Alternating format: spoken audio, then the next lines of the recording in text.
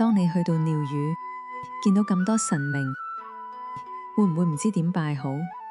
神明要點先知道你嘅祈求？俗語有話：入廟拜神，入屋叫人。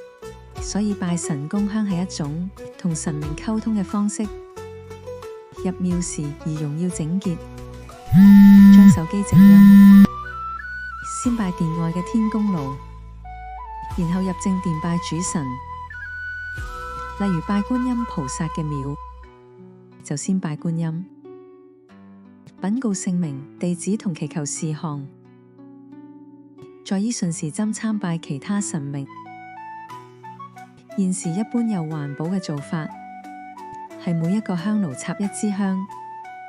如果廟宇有貼上參拜路線同上香指引，最穩陣就係跟住去做。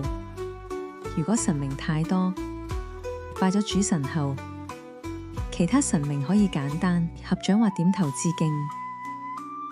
如果將神明講係收信日，香就係信封，稟告內容就係信件，而誠心就係信嘅內容。